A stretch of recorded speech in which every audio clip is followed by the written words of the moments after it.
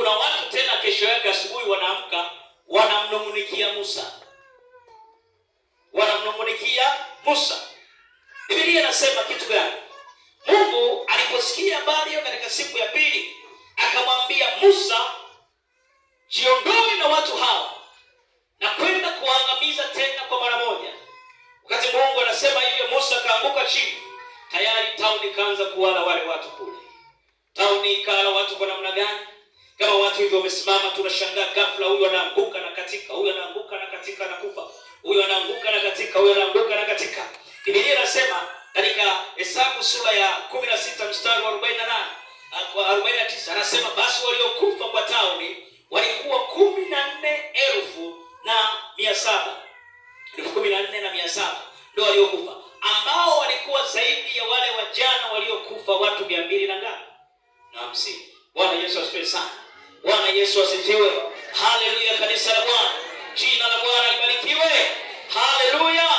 Somo letu linatuambia kwamba Mungu hana huruma hata, hebu rudia tena, Mungu hana huruma hata kidogo. Mwambie jirani yako, Bwana Yesu asifiwe sana. Haleluya kanisa la Bwana. Jina la Bwana libarikiwe. Haleluya. Biblia inasema katika kile kitabu cha Waebrania ile sura ya 13. Waebrania ile 13 inatuambia kwamba Mungu wetu ni moto ulao.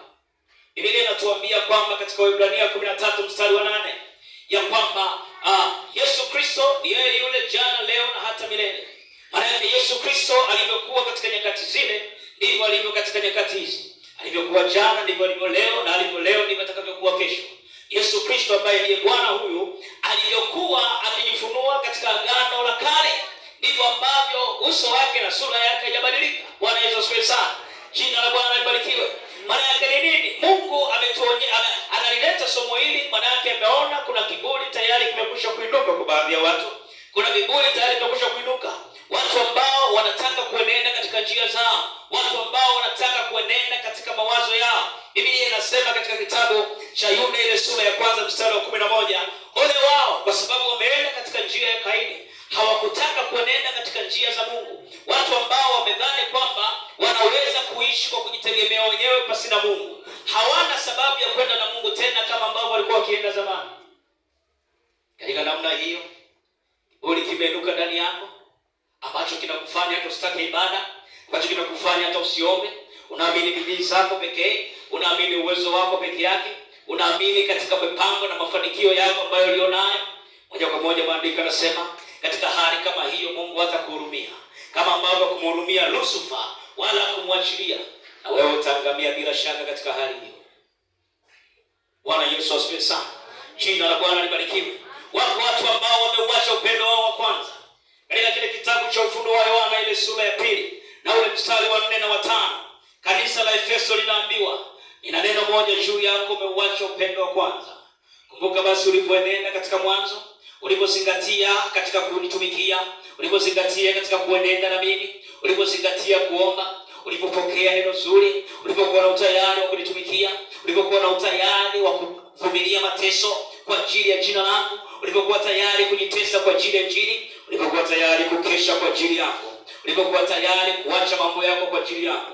Sasa huo upendo wa kwanza umeuacha.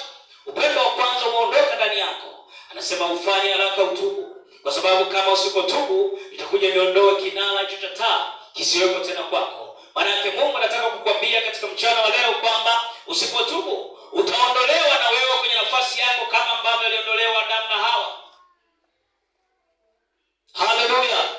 Bwana Yesu asifiwe sana. Watu wasiotaka kutunza maagizo ya Mungu, watu wasiotaka kwenda katika upendo ule wa Mungu. Fikiri ni mahali gani umepoteza. Fikiri ni mahali gani upo. Fikiri ni mahali gani ulikuwepo. Pima hali yako ya kumpenda Mungu. Pima hali yako ya kumpenda Mungu ukilinganisha na vitu vingine. Jipime, jiulize mwenyewe. Paulo anasema jihukumu ndani ya moyo wako mwenyewe. Je, uko sawa sawa kwa njia za Mungu au umekwisha kuiacha? Hakuna namna mtu anaweza kukueleza, lakini Mungu moja kwa moja anazungumza na moyo wako sahihi kwamba kuna namna umeacha upendo wa kwanza. Hata kama ujipambanie, ujipapatue, useme mimi ni nani nafanya hivi, unajua nimefanya hiki, nimefanya kile, lakini tayari Mungu anakuletea neno kukwambia kwamba umeuacha upendo wako wa kwanza. Na kwa sababu hiyo ataondoa kinara cha taa kisiweko tena kwako. Atakung'oa katika bustani ya Edeni ambayo alikuwa amekuweka. Yesu asifiwe sana.